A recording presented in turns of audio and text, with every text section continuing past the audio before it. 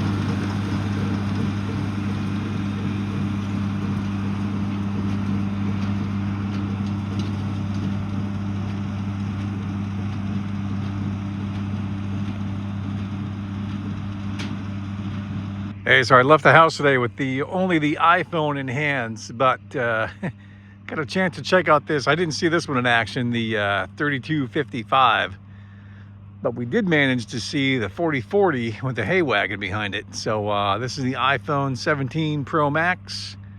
I think we're doing 120 frames a second, 4K.